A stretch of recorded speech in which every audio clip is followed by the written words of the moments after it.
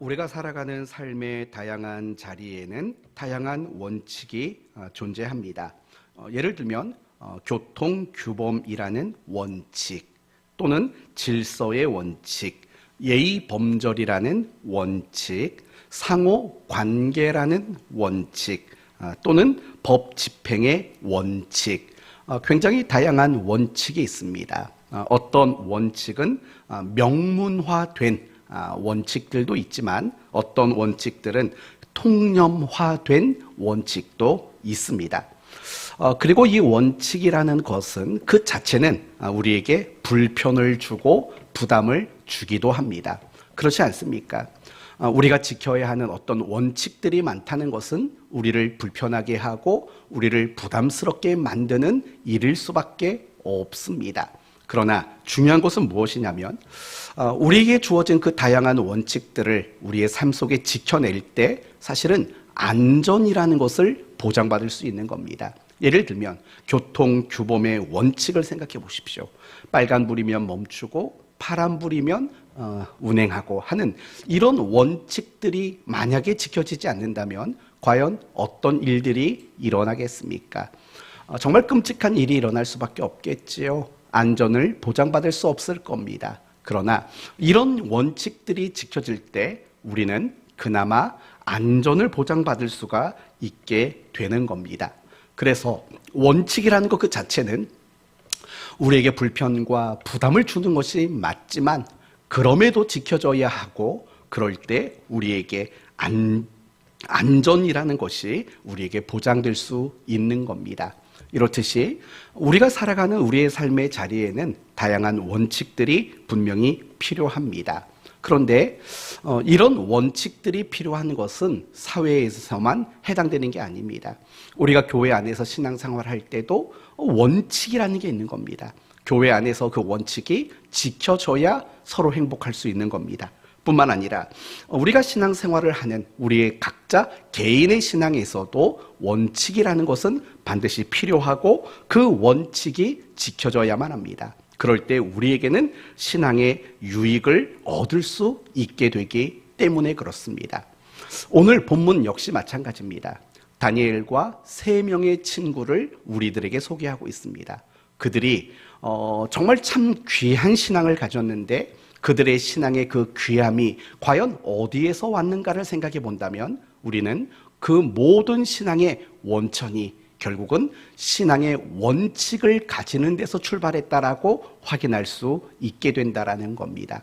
그러므로 오늘 말씀을 통해서 우리가 신앙생활을 할 때 원칙이라는 것을 가지는 것, 그리고 그 원칙을 지켜내는 것, 그것이 얼마나 중요한 일인가라는 부분을 여러분이 한번 확인하시고 이제 한 해를 시작하시면서 여러분 모두가 신앙의 원칙을 많이 세우시고 여러분이 세우신 그 신앙의 원칙들을 지켜내기 위해서 노력하는 그런 한 해가 되었으면 좋겠습니다. 그럴 때 여러분의 신앙은 안전할 수 있고 또 어떤 순간에서도 그 신앙을 지켜낼 수 있는 능력과 힘을 여러분이 공급받게 될 것입니다. 이 점을 확인하는 그런 오늘이 되었으면 합니다. 우리가 먼저 생각해 볼 것은 다니엘과 3명의 친구들이 가진 신앙이 어떠했는가라는 부분을 먼저 생각해 보려고 합니다. 여러분 오늘 우리가 읽은 본문을 통해서 다니엘과 그 친구들이 가지고 있는 신앙은 어떤 신앙인 것 같습니까? 저는 오늘 말씀을 묵상하면서 그들은 타협하지 않는 신앙을 가졌다라고 저는 확신하고 있습니다.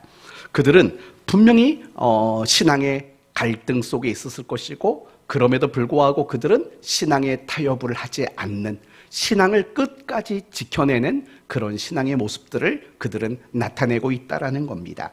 먼저 이 점을 확인하기 위해서는요, 다니엘서의 배경을 잠시 살펴볼 필요가 있을 겁니다. 1절 말씀을 한번 보시겠습니까? 1절 말씀을 보시면 유다 왕 여호야김이 다스린 지 3년이 되는 해에 라고 말을 합니다. 여러분 여호야김이라는 사람은 유다의 18번째 왕입니다. 즉 유다라는 나라가 멸망하기 얼마 앞둔 그런 상황에서 통치했던 유다의 왕이었다는 겁니다. 그리고 그 무렵에 바벨론을 통치하던 왕이 느부갓네살이라고 1절은 소개하고 있습니다. 그런데 이 느부갓네살 왕이 무슨 일을 했다고 말하냐면 예루살렘에 이르러 성을 에워쌌다라고 말합니다. 다시 말한다면 여호야김 때에 바벨론 왕 느부갓네살은 이스라엘에 1차 침공을 했다라는 겁니다. 바벨론이 유다를 침공해서 성전 안에 있는 모든 성물을 빼앗아갔습니다. 그리고 또 하나 한 일이 있는데 3절 이하의 말씀을 보시면 왕이 환관장 아스부나스에게 말하여 이스라엘 자손 중에서 왕족과 귀족 몇 사람 곧 흠이 없고 용모가 아름다우며 모든 지혜를 통찰하며 지식에 통찰하며 학문에 익숙하여 왕궁에 설만한 소년을 데려오게 하고 라고 말을 합니다. 그러니까 이 느부갓네살 왕이 유다의 성전에 있었던 성물들을 훔쳐가는 것만 끝이 아니라 그 유다 나라의 왕족과 귀족 중에서 정말 탁월한 인재들을 포로로 끌고 가는 일까지도 했다고 말하고 있습니다. 그렇다면 왜 느부갓네살 왕은 유다의 왕족과 귀족들 중에 청년들을 끌고 갔을까요? 그것은 그들에게 바벨론의 학문과 바벨론의 언어를 가르치기 위함입니다. 왜 그런 것들을 가르쳐야 합니까? 그들을 바벨론 나라의 관료로 쓰기 위함이라는 겁니다. 더 정확히 말한다면 이들을 선출해서 그들을 바벨론 왕과 함께 바벨론 왕을 보좌하는 그런 역할을 맡기기 위해서 그들을 끌고 갔다라고 말하는 것입니다. 여기서 우리가 알 수 있는 것은 무엇이냐면 바벨론은 이 유다를 무력으로 무너뜨리려고 하지 않았다라는 겁니다. 그러면 어떻게 하는 거냐? 이 유다의 왕족과 귀족 중에 청년들을 데려다가 그들을 바벨론 나라의 관료로 삼음으로 말미암아 유다를 자연스럽게 바벨론으로 흡수시키는 이런 정책을 느부갓네살 왕이 가지고 있었다라는 겁니다.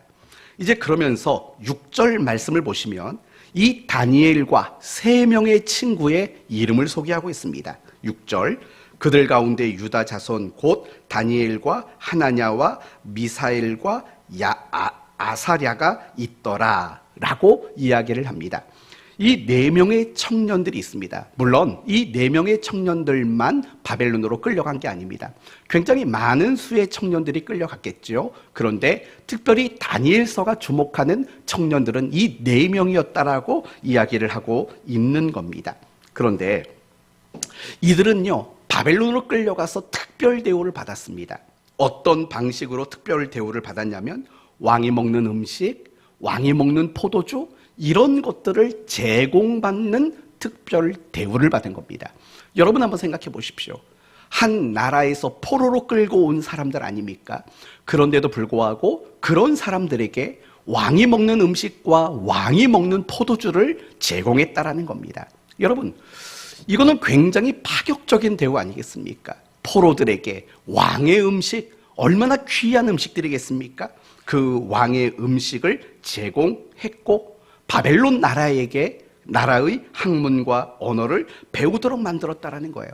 그 이유는 이미 말씀드린 바와 같이 그들을 바벨론 나라의 관료로 쓰기 위해서 그들을 가르쳤다라는 겁니다. 여러분 이 부분에 있어서 여러분이 한번 생각해 볼 필요가 있습니다. 지금 유다는 어떤 지경입니까? 이제 곧 나라가 멸망하기 직전에 유다는 처해 있는 상황인 겁니다.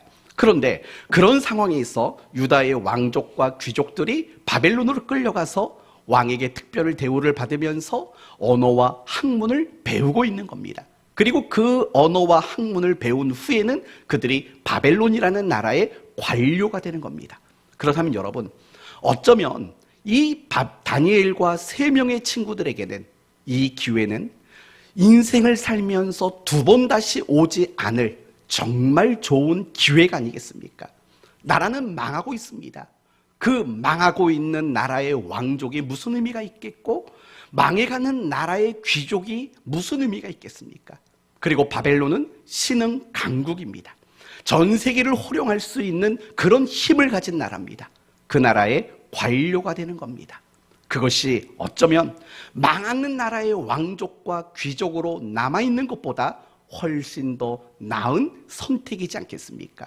어쩌면 이 다니엘과 그 친구들에게는 두 번 다시 오지 않을 인생의 정말 좋은 기회가 찾아왔다라고도 말할 수 있는 그런 상황이라는 것입니다.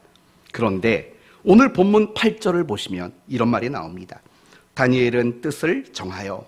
여러분, 이게 다니엘만의 이야기는 아니죠. 그 친구들을 포함한 이야기입니다. 다니엘은 뜻을 정하여 왕의 음식과 그가 마시는 포도주로 자기를 더럽히지 아니하리라 하고 라고 말을 합니다. 무슨 결심을 했습니까? 왕이 주는 음식들 중에서 일부를 거절하겠다라는 겁니다. 왕이 주는 고기, 왕이 주는 포도주, 이런 것들은 먹고 마시지 않겠다라고 결심을 하는 거죠. 그 이유가 뭡니까? 그 음식들을 먹는다는 것은 결국에는 율법의 근거에서 율법을 위반하는 행위, 다르게 말한다면 그 신앙을 저버리는 것이라고 여겼기 때문입니다. 여러분이 잘 알고 있듯이 이스라엘 백성들, 하나님 백성들에게는 음식에 대한 규례가 있습니다. 먹을 수 있는 음식과 먹을 수 없는 음식을 성경은 분명히 이해하게 해놨습니다. 고기 같은 경우도 마찬가지 아닙니까? 되새김질을 하고 굽이 갈라진 짐승은 고기는 먹을 수 있습니다. 그러나 되새김질을 하지 못하는 짐승은 먹으면 안 됩니다. 가장 대표적으로 말한다면 돼지는 먹으면 안 되는 거죠. 그래서 아직도 그들은 돼지를 먹지 않지 않습니까? 그런 것들 말입니다. 물고기도 마찬가지입니다. 비늘이 있는 물고기만 먹을 수 있습니다. 장어, 이런 건 그들이 먹을 수 없는 음식이죠. 율법은 그러한 부분들을 정확히 표기해 두고 있는 겁니다. 그래서 다니엘과 그 친구들은 생각한 거죠. 내가 그 왕이 주는 그 음식을 먹는 것은 결국 율법을 어기는 것이고, 율법을 어긴다라는 말은 자신의 몸을 더럽히는 것이라고 그들은 여겼다라는 겁니다. 그래서 왕이 주는 음식과 포도주를 먹지 않겠다라고 그들은 결심한 겁니다. 그렇다면 여러분, 다니엘과 그 친구들의 이러한 결심을 생각해 보십시오. 과연 쉬운 결심이겠습니까? 결코 쉬운 결심이 될 수가 없습니다. 왜냐하면 그들은 포로로 끌려온 사람들 아닙니까? 다르게 말한다면 그들은 어떤 것도 결정할 수 있는 결정권이 그들에겐 없습니다. 바벨론이 하라고 하는 대로 그들은 따라갈 수밖에 없는 포로 신세에 불과한 것입니다. 그런데도 그걸 먹지 않겠다라고 결심한 것은 결코 쉬운 일은 아니었을 것입니다. 뿐만 아니라 제가 이미 여러분에게 말씀드린 바와 같이 다니엘과 그 친구들에게는 어쩌면 인생을 살면서 두 번 다시 오지 않을 기회와 같은 시간이었기 때문에 그렇습니다. 망해가는 나라의 왕족과 귀족으로 남는 것보다는 바벨론 나라의 고위 공직자가 되는 것, 그것이 훨씬 나아 보이는 그런 시기였기 때문에 그렇습니다. 그럼에도 불구하고 다니엘과 그 친구들은 자신을 더럽히지 않겠다고, 타협하지 않고 끝까지 신앙을 결심하는, 자신의 신앙을 지켜내는 이런 모습을 우리에게 소개하고 있는 겁니다. 이것이 바로 다니엘과 그 친구들이 가지고 있었던 신앙의 모습인 겁니다. 나에게 아무리 어떤 유익이 있는 일이라 할지라도 그것이 신앙의 타협이라면, 그것이 신앙을 지키지 못하는 일이라면 그것을 기꺼이 거절할 수 있는 것, 타협하지 않고 끝까지 신앙을 지켜내는 것, 이것이 다니엘과 그 친구들이 가졌던 신앙의 모습이었던 겁니다. 그런데 이런 그들의 신앙의 모습은 다니엘서를 보면 두 번 반복해서 그 이야기를 우리에게 소개하고 있습니다. 다니엘서 3장 말씀을 보시면 이런 이야기가 나옵니다. 느부갓네살 왕이 굉장히 큰 금신상을 세웁니다. 대략 30m 정도 높이에 폭은 3m 정도 되는 굉장히 큰 금신상을 세우게 됩니다. 그리고 어떻게 말하냐면 누구나 다 그 금신상 앞에 엎드려 절하라고 명령을 내립니다. 그리고 그 명령을 거역한 자는 풀무불에, 여러분 풀무가 뭔지 아시죠? 쇠를 녹이는 걸 말하는 겁니다. 용광로를 말하는 거죠. 거기에 집어넣겠다라고 명을 했습니다. 다니엘과 그 세 친구들, 특히 하나냐, 미사엘, 아사랴, 그 친구들은 그 이야기를 알면서도 끝까지 금신상 앞에 절하지를 않았습니다. 이들을 아꼈던 왕은 그들을 잡고 권면을 하죠. 그냥 눈 감고 한 번만 엎드려 절을 해라 라고 왕은 그들에게 권유를 했습니다. 그러나 끝까지 이 세 친구들은 타협하지 않고 신앙을 결국 지켜냈습니다. 그리고 풀무불에 던져졌습니다. 과연 어떻게 됐을까요? 결과는 잠시 후에 다시 이야기를 하고, 중요한 것은 이 세 명의 친구들은 타협하지 않았다라는 거죠. 끝까지 그들이 가지고 있는 그 신앙을 지켜냈다라는 점을 여러분은 기억하셔야 합니다. 또 다니엘서 6장으로 넘어가 보면 이번에는 다니엘에 대한 이야기가 소개되고 있습니다. 그 시대는 아마도 다리오 왕이 통치하던 시대였던 것 같습니다. 그리고 다니엘의 나이는 80이 넘었을 겁니다. 이 다니엘은 다리오 왕에게 굉장한 신임을 얻었던 시기였습니다. 따라서 이 다리오 왕의 신하들은 이 다니엘을 대단히 시기하고 질투했습니다. 그 결과 음모를 꾸미기 시작했습니다. 왕에게 찾아갑니다. 그리고 다리오 왕에게 이렇게 말을 합니다. 왕이시여, 당신의 왕의 권위를, 왕권을 강화해야 될 것 같습니다. 그러면서 뭐라고 말하냐면, 앞으로 30일 동안 왕을 제외한 어떤 신에게나 어떤 사람에게나 무엇인가를 구하는 사람은 사자굴에 던져 넣읍시다. 그걸 통해서 당신의 왕권을 강화시킵시다 라고 신하들이 제안을 합니다. 사실은 이런 제안은 목적은 한 가지입니다. 매일같이 하나님께 기도하는 그 다니엘을 알고 있었기 때문입니다. 그리고 그 다니엘을 죽이고자 하는 의도를 가지고 이러한 음모를 꾸미게 된 것입니다.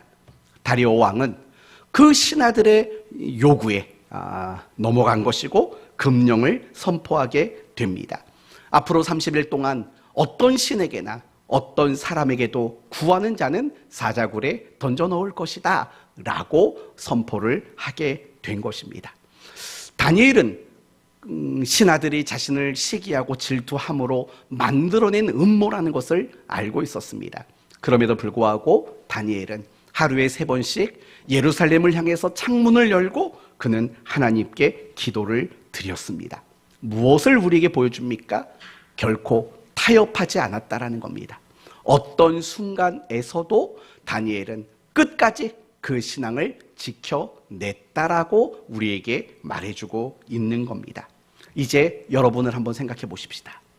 만약에 여러분 같으면 어떻게 하시겠습니까?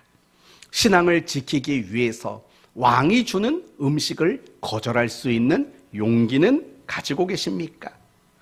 또 우상을 거절하실 수 있는 용기는 있으시겠습니까?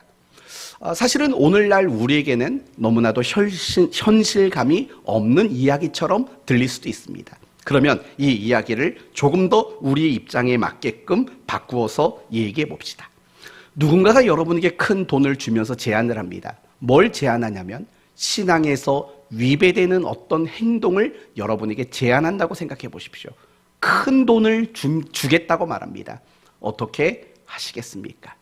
그 제안을 받아들이겠습니까? 아니면 거절을 하시겠습니까? 만약에 사업을 하는 분이 있다면 큰 계약을 줄 테니까 술 접대나 다른 이상한 접대를 요구한다면 여러분은 그 요구에 과연 응하시겠습니까? 또는 믿지 않는 누군가가 여러분에게 주일에 놀러 가자고 말한다면, 또 더 나가서 믿지 않는 누군가가 여러분에게 신앙에 위배되는 어떤 일을 하자고 제안한다면 여러분은 그것을 거절하실 수 있겠습니까? 뿐만 아니라 우리 안에는 끊임없이 욕망과 욕심이라는 것이 꿈틀댑니다. 여러분의 마음에 있는 욕망들, 여러분의 마음속에 있는 욕심들이 여러분에게 신앙에서 위배되는 것을 생각나도록 만든다면 과연 그러한 것들을 여러분은 거절하실 수 있겠습니까? 여러분에게 신앙에 위배되는 어떤 일을 할 때 정당한 이유와 핑계거리가 분명하더라도 여러분은 그 일을 거절하실 수 있는 용기가 과연 있으시겠습니까?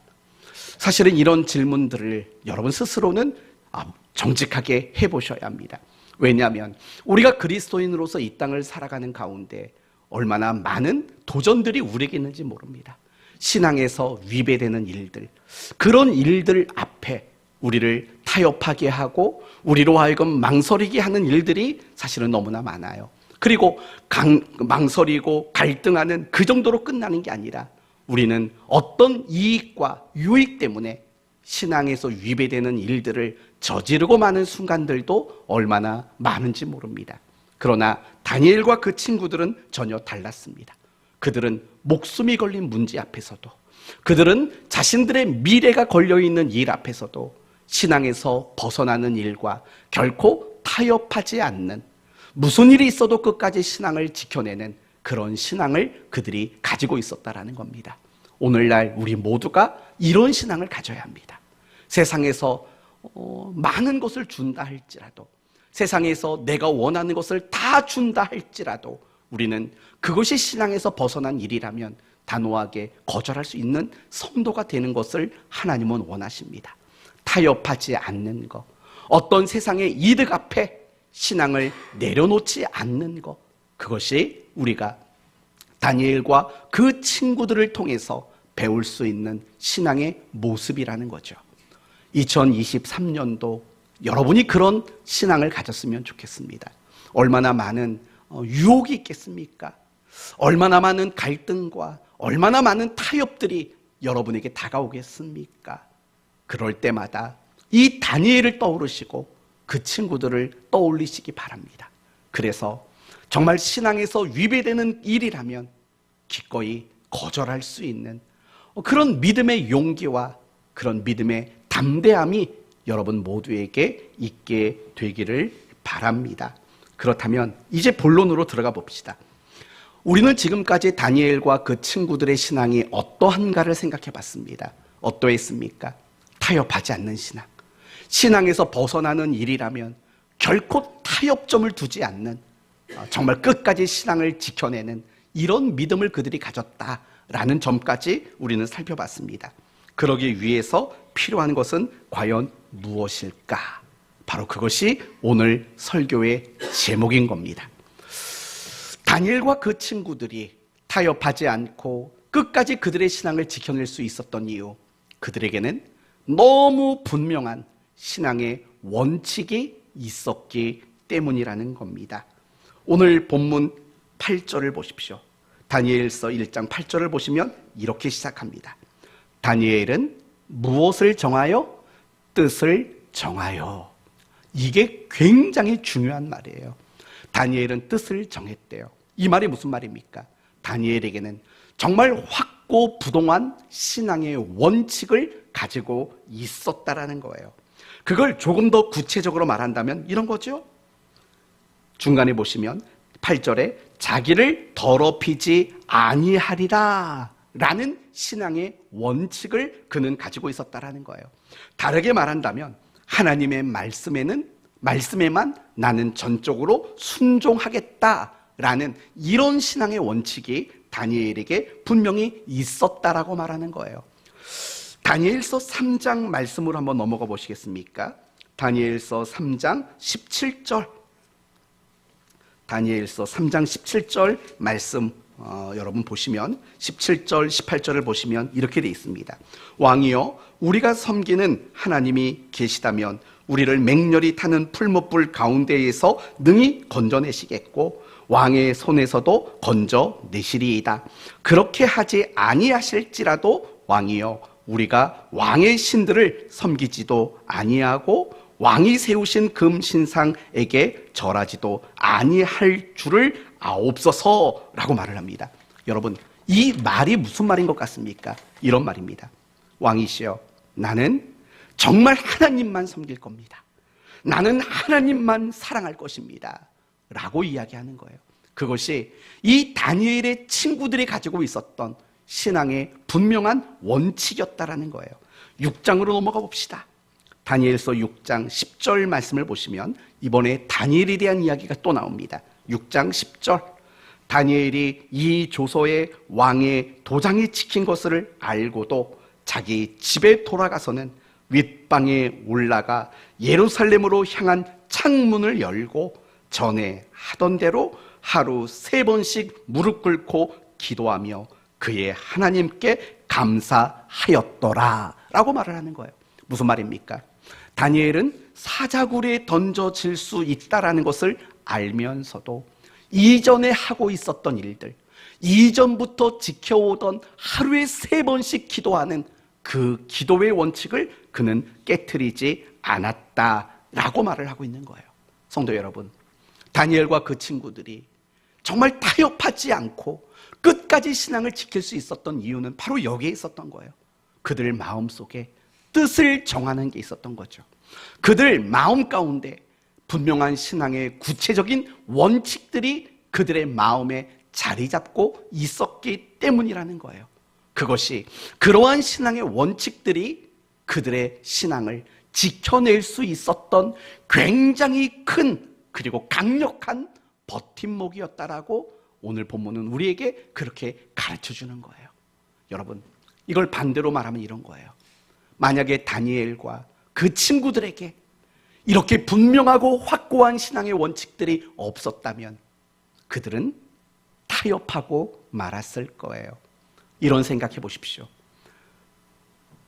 바벨론에 끌려간 왕족과 귀족이 다니엘과 그 친구 3명 합쳐서 4명밖에 없었겠습니까? 아닙니다. 분명히 1장을 보면 다른 소년들이라는 말이 더불어 나옵니다. 적어도 4명 이상의 유다의 왕족과 귀족들 된 청년들이 끌려간 거예요. 그러나 나머지 그들은 다 어떻게 됐을까요? 다 타협한 거죠. 왕이 주는 음식으로 자신이 더럽혀지던 말던 그들은 그 왕의 제안에 다 타협하고 신앙을 지켜내지 못한 거죠. 그러나 다니엘과 그 친구 3명은 끝까지 타협하지 않고 그 신앙을 지켜냈다라는 거죠. 그 차이는 무엇입니까? 그것은 신앙의 원칙의 차이인 거예요. 다른 왕족과 다른 귀족의 청년들은 율법을 몰랐을까요? 하나님을 어떻게 섬겨야 할지, 하나님이 자기들에게 요구하는 바가 무엇인지 몰랐을까요? 아닙니다. 알지요. 그러나 그들에게는 무엇이 없었을 것 같습니까? 분명하고도 구체적인 신앙의 원칙이라는 것이 그들에게는 없었던 겁니다. 어쩌면 이 이야기를 우리식대로 만들면 이럴 거죠. 우리 안에 많은 믿음의 사람들이 있습니다. 그러나 어떤 사람들은 세상의 거세, 세상의 달콤함에, 세상이 가져다주는 어떤 유익 앞에 신앙을 타협하고 신앙을 지키지 않는 성도도 있습니다. 그러나 반대로 어떤 유혹과 어떤 달콤함이 있어도 끝까지 타협하지 않고 신앙을 지켜내는 성도들도 분명히 있을 거랍니다. 그 차이는 뭘까요? 성경을 알고 모르고의 차이일까요? 내가 그리스도인으로서 무엇을 거절하고 무엇을 선택해야 하는가를 모르기 때문일까요? 아닙니다. 그럼 무슨 차이일까요? 결국에는 그들 마음속에 신앙의 확고한 신앙의 원칙이 있느냐 없느냐가 결국 그러한 삶을 결정 지을 수밖에 없다는 것을 우리는 생각해야 된다는 거예요. 우리가 성경을 읽다 보면은요, 신앙의 원칙을 통해서 타협하지 않고 끝까지 신앙을 지켰던 사람들의 이야기가 얼마나 많은지 몰라요. 예를 들면 요셉을 생각해 보십시오. 요셉은 보디발 장군의 집에서 노예였습니다. 어느 날 보디발 장군의 아내가 성적으로 유혹을 하게 됩니다. 그러나 요셉은 그 유혹을 거절합니다. 타협하지 않았고 끝까지 그 신앙을 지켰습니다. 쉽지 않았을 겁니다. 왜요? 노예지 않습니까? 그리고 혈기왕성한 젊은 청년 아니었겠습니까? 그런데도 타협하지 않고 그 신앙을 지켰습니다. 이유가 뭘까요? 원칙이 있었던 거죠. 어떤 원칙이요? 하나님께 죄를 지을 수 없다라는, 하나님 앞에서 나는 죄를 지을 수 없다라는 그런 분명한 그 신앙의 원칙이 있었기 때문인 거죠. 나는 하나님의 마음을 아프게 할 수 없다라는 원칙 말입니다. 다윗을 생각해 보십시오. 다윗은 오랜 기간 동안 사울 왕에 의해서 고난을 당하고 죽을 고비를 넘겼던 사람이 다윗 아닙니까? 그럼에도 불구하고 다윗은 사울 왕을 해하지 않았습니다. 사울 왕을 죽일 수 있는 기회가 얼마든지 있었음에도 불구하고 사울 왕의 옷 하나도 정말 까딱하지 않는, 사울 왕을 죽이지 않는 그런 모습을 보였습니다. 얼마나 그것도 큰 유혹이었겠습니까? 부하들이 늘 말하죠. 우리가 가서 죽이겠다고. 모른 척만 했어도 어쩌면 다윗의 인생은 훨씬 더 편해졌을 겁니다. 그러나 다윗은 끝까지 사울 왕을 죽이려 하지 않았던 겁니다. 그럴 수 있었던 이유가 뭘까요? 하나님이 이스라엘의 진정한 왕이시고 그 왕이신 하나님이 기름 부어 사울을 왕으로 세웠다라는 그 원칙 때문인 겁니다. 그런 신앙의 원칙들이 사실은 다윗을 통해서 복수하지 않는 사람이 되도록 만들 수 있었던 이유가 되었던 것 아니겠습니까? 욥도 마찬가지입니다. 욥은 하나님께 칭찬과 많은 복을 받았던 사람입니다. 그러다가 어느 순간 모든 걸 다 잃어버리게 됩니다. 그러나 그럼에도 불구하고 욥은 하나님께 원망하지 않고 찬송했다라고 이야기합니다.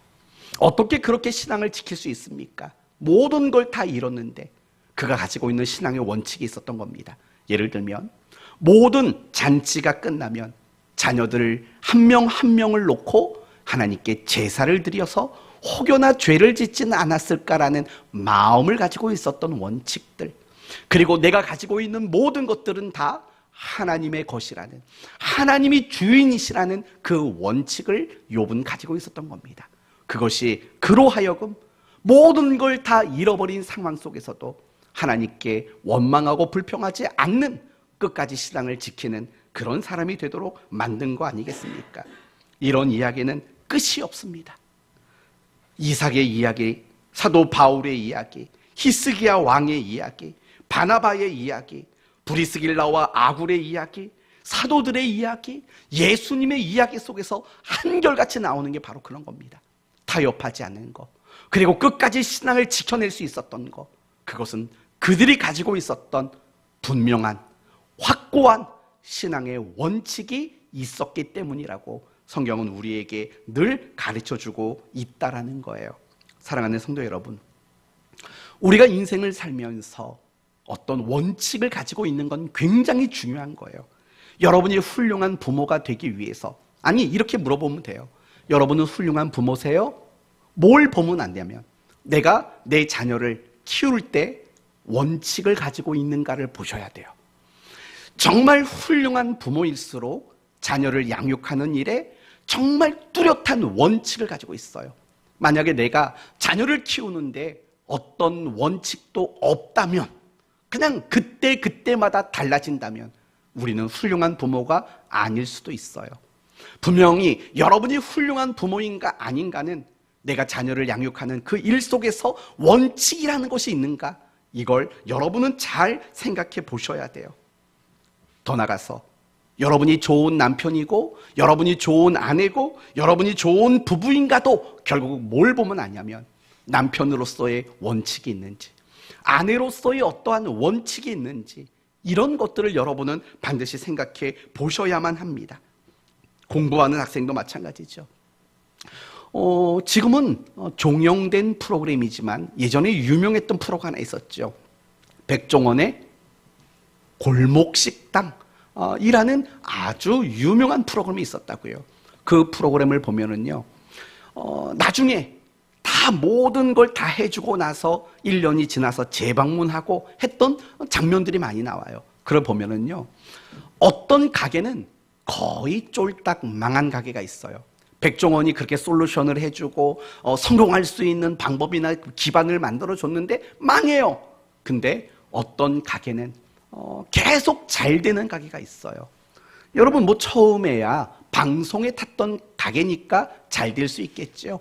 사람들이 호기심을 가지고 방문해 볼 수 있겠지요. 그러나 뭐 한 번 방문했는데 맛이 없으면 누가 또 거기를 가겠냐고요. 그래서 결국 어떤 가게는 망해가고 어떤 가게는 잘 돼가요. 그 기준이 뭔지 아십니까? 망해가는 가게, 그리고 잘 되는 가게의 그 차이점을 만든 기준은 결국 원칙인 거예요. 그래서 그 프로그램을 보면은요, 백종원이 그 가게 사장들에게 늘 했던 말이 뭐냐? 사람이 먹는 음식을 만드는 사람으로서 원칙을 지키라고 늘 얘기해요. 원칙을 지키라. 그 원칙을 지켰던 가게들은요, 잘 되는 거예요. 그러나 원칙을 지키지 않고 그 원칙이 여러 가지 욕심 때문에 무너진 가게는 결국 망해버리는 것을 보게 되는 거예요. 우리가 인생을 살면서도요, 정말 어떤 원칙을 가지고 살아가는 거, 그거 굉장히 중요한 거예요. 내가 아침에 일찍 일어나겠다, 내가 부지런하게 생활하겠다, 운동하겠다, 뭐 이런 독서하겠다, 자기 개발을 하겠다, 어떤 원칙을 가지는 건요, 우리 인생에 굉장히 큰 유익을 가져다 주는 거예요. 신앙생활 속에서도 사실은 마찬가지인 거예요. 내가 신앙생활을 잘하고 있는지 못하고 있는지는요, 뭘 보면 알 수 있냐면 신앙의 원칙이 몇 가지가 되는가, 이런 것들을 보시면 돼요. 물론 이 말을 여러분이 원칙주의자가 되라고, 그렇게 딱딱한 사람이 되라고 말하는 게 아니에요. 적어도 여러분이 신앙생활을 잘하기 위해서는요, 분명한 원칙들을 가지고 있어야 마땅하다라는 거예요. 말 나온 김에 여러분에게 물어보겠습니다. 여러분 스스로 마음에 대답을 해보십시오. 신앙의 원칙이 있으십니까? 물론 없지는 않으실 거예요.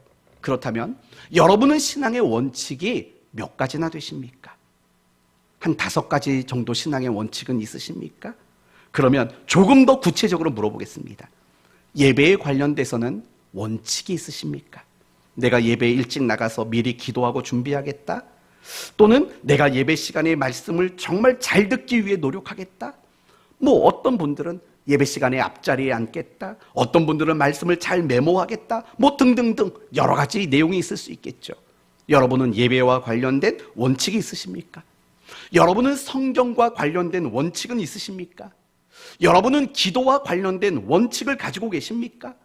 여러분은 헌금 생활과 관련된 원칙은 가지고 있으십니까? 교회 생활과 관련된 원칙은 가지고 계십니까? 여러분이 예수 믿는 사람으로서 직장 생활과 사업을 운영하는 데에 어떤 원칙을 여러분은 가지고 계십니까? 구체적이고 분명한 원칙을 가진 사람일수록 우리는 신앙생활을 더 건강하게 잘할 수밖에 없다는 걸 우리는 잊지 말아야 합니다. 똑같이 유다 나라에서 왕족과 귀족들이 끌려갔다고요. 그러나 거의 대부분의 왕족과 귀족의 청년들은 신앙을 타협해버리고 신앙을 지키지 못했다고요. 그러나 다니엘과 그 친구들은 결국 신앙을 지켜냈다고요.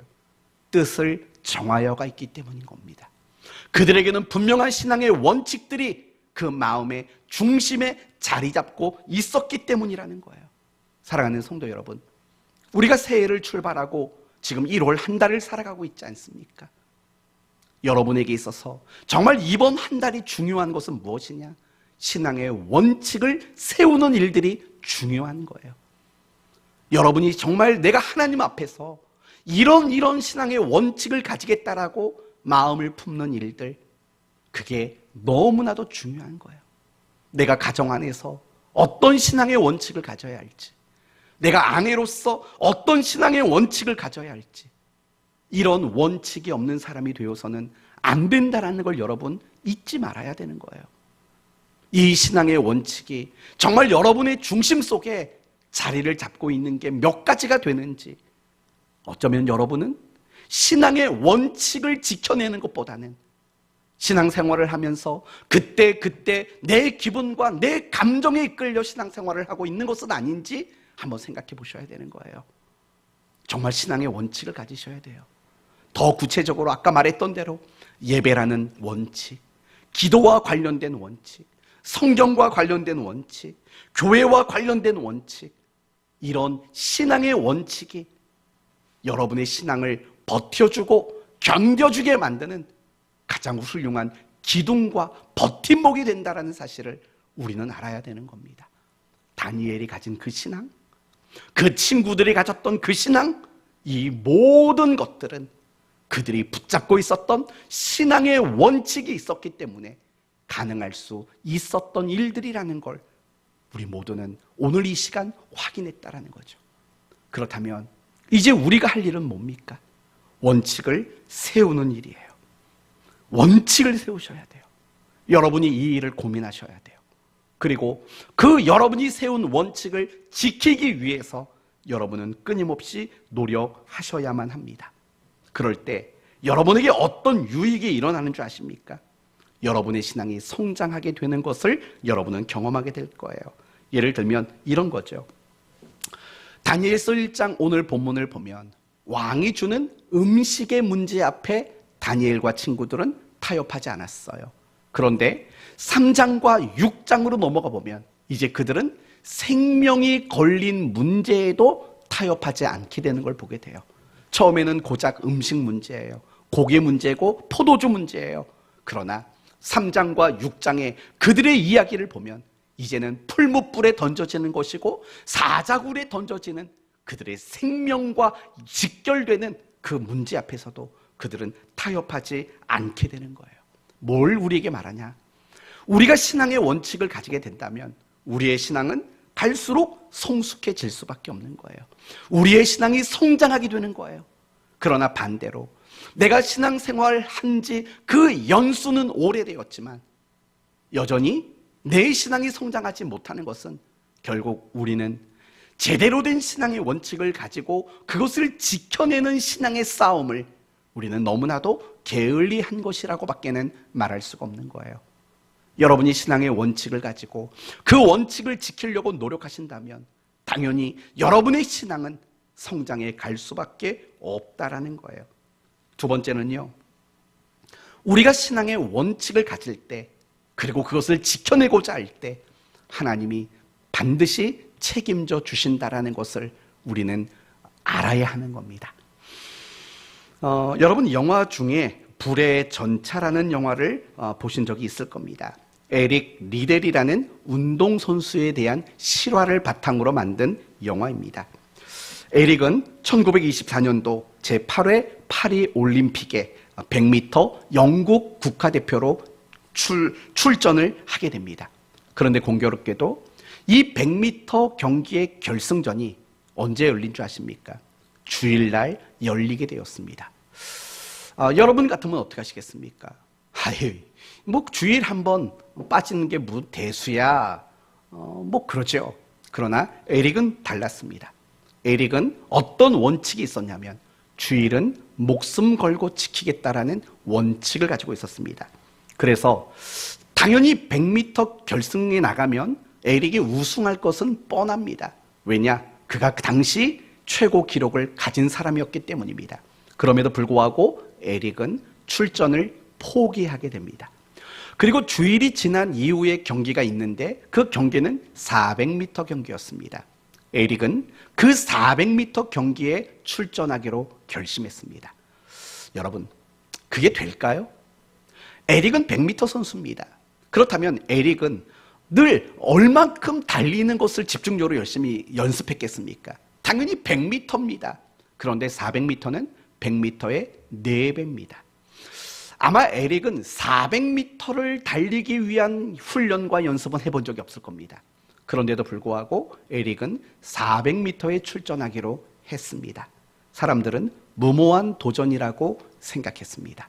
그리고 400m 경기가 있었습니다. 그런데 놀랍게도 에릭이 세계 신기록으로 금메달을 따게 되었습니다. 경기 직후 기자들에게 에릭은 이렇게 말했습니다. 200m까지는 내 힘으로 달렸고 나머지 200m는 하나님이 주시는 힘으로 달렸습니다. 라고 말을 했습니다. 성도 여러분, 이 이야기가 주는 교훈은 뭘까요? 주일에 국가고시가 있으면 그것도 빠져라, 이렇게까지 말하는 건 아닙니다. 그러나 적어도 여러분이 신앙의 원칙을 가지고 있다면 여러분이 가지고 있는 원칙, 여러분이 지켜내고자 하는 그 원칙에 대해서는 하나님은 반드시 책임을 져주신다라는 걸 여러분에게 말씀드리고자 하는 거죠. 오늘 본문의 다니엘과 그 친구들을 보세요. 왕이 주는 음식을 거절했습니다. 그리고 채소만 먹었습니다. 여러분, 이 과정이 가능할 수 있었던 이유가 뭔지 아십니까? 이 소년들을, 이 청년들을 관리하는 환관장, 그의 마음이 안 바뀌었다면 이런 일은 불가능했을 겁니다. 그런데 놀랍게도요, 9절 말씀을 보시면 하나님이 다니엘로 하여금 환관장에게 은혜와 긍휼을 얻게 하신지라 라고 말을 해요. 환관장의 마음이 그 제안을, 다니엘과 그 친구들이 요구한 제안을 받아들이도록 만들어줬다라는 거예요. 정말 놀라운 일 아닙니까? 왜 놀랍다고 말하냐면, 여러분, 환관장이 그렇게 하는 일은 굉장히 쉬운 일이 아니에요. 그래서 환관장이 뭐라고 말하냐면 10절을 보세요. 10절 마지막 부분에 보시면, 그렇게 되면 너희 때문에 내 머리가 왕 앞에서 위태롭게 되리라. 이거는 자기 목숨이 걸린 문제라고 말을 해요. 그런데도 불구하고 다니엘과 그 친구들의 제안을, 요구를 환관장은 받아주게 됐다라는 거예요. 그래서 결국은 열흘 동안, 그럼 채소만 먹어봐라, 그리고 나서 다시 얘기하자, 이런 식으로 이야기가 진행되지 않습니까? 그런데 놀랍게도요, 열흘 동안 왕이 주는 음식과 포도주를 안 먹었어요. 그리고 채소만 먹게 되었어요. 어떻게 되었을까요? 어떻게 되었을까요? 15절을 보세요. 열흘 후에 그들의 얼굴이 더욱 아름답고 살이 더욱 윤택하여 왕의 음식을 먹는 다른 소년들보다 더 좋아 보인지라, 이렇게 말한다고요. 어디에 그뿐입니까? 17절 말씀을 보시면 하나님이 이 네 소년에게 학문을 주시고 모든 서적을 깨닫게 하시고 지혜를 주셨으니 다니엘은 또 모든 환상과 꿈을 깨달아 알더라 라고 말을 해요. 그러면서 20절, 왕이 그들에게 모든 일을 묻는 중에 그 지혜와 총명이 온 나라 박수와 술객보다 10배나 나은 줄 아니라. 여러분, 이렇게 하나님은 책임져 주신다라는 거예요. 이렇게 책임져 주신다라고요. 물론 우리가 믿음이 없으면, 어떻게 내가 이 원칙대로 살면 망하는 거 아니야? 죽는 거 아니야? 풀무불에 던져지고 사자굴에 던져지는 거 아니야? 걱정이 될 수는 있겠죠. 그러나 오늘 이 본문의 결말을 보십시오. 결국 그들은 하나님이 책임져 주셔서 채소만 먹었음에도 불구하고 훨씬 더 아름답고 윤택했고, 그들의 지혜와 지식, 그들은 누구보다도 탁월한 자로 하나님이 세워주셨던 것을 보게 되지 않습니까? 이게 뭡니까? 이게 신앙의 원칙을 가지고 그 원칙을 지키는 자들을 향해서 하나님이 책임져 주시는 결과 아니겠습니까? 우리는 이 사실을 잊지 말아야 합니다. 여러분이 신앙의 원칙을 세울 때, 그리고 그 신앙의 원칙을 지켜낼 때 두려울 수 있습니다. 걱정될 수 있습니다. 큰일 나는 거 아니야? 라고 마음이 흔들릴 수 있습니다. 그러나 그럴 때마다 오늘 이 다니엘과 그 친구들에게 하나님이 결과를 만들어 주셨던 이 은혜와 책임져 주심을 여러분이 다시 한번 되새길 수 있기를 바랍니다. 그래서 여러분이 모두가 신앙의 원칙을 세우고 그것을 지켜가는 일에 한치의 망설임도 없고 흔들림도 없이 온전히 이루어 나가는 여러분 되시기를 바랍니다. 이제 오늘 말씀을 마치겠습니다. 하나님도 원칙을 가지고 일하시는 분이라는 거 알고 계시죠? 예를 들면 하나님은 악한 것을 방법 삼지 않습니다. 하나님은 무슨 일을 하셔도 반드시 선한 것으로만 방법 삼는 원칙을 가지고 계십니다. 하나님은 사람과 관계된 모든 일은 사람을 통해서 일하시는 원칙을 가지고 계십니다. 하나님은 뿌린 대로 거두게 하시는 원칙도 가지고 계신 분이십니다. 하나님은 우리에게 유익이 되는 것을 계획하시고 작정하시는 원칙을 가지고 일하시는 분이십니다. 그리고 그런 하나님은 우리에게도 분명한 신앙의 원칙을 가지고 신앙생활하기를 하나님은 원하고 계십니다. 그러므로 한 해를 출발하며 1월 가운데 살아가는 우리 모두에게 지금 필요한 것은 다른 게 아닙니다. 올 한 해 내가 어떻게 신앙생활하고 내가 어떻게 하나님의 자녀로 살 것인가에 대한 신앙의 원칙을 세우는 일, 그것이 반드시 있어야만 합니다. 신앙의 원칙을 세우셔야만 합니다. 그리고 그 신앙의 원칙을 지켜나가셔야 합니다. 흔들릴 수 있습니다. 그럴 때마다 여러분의 그 원칙을 지켜나가는 모습 속에서 책임져 주시는 그 하나님을 기억할 수 있기를 바랍니다. 미루지 마십시오. 오늘부터, 이 주간부터라도 신앙의 원칙을 분명히 세우는, 그리고 지켜나가는 여러분이 되셔서 여러분이야말로 유혹 많은 이 세상에서 다니엘과 그 세 친구들과 같은 참 건강하고 온전한 믿음을 가지게 되는 여러분 모두가 되시기를 예수님 이름으로 축원드립니다. 아멘.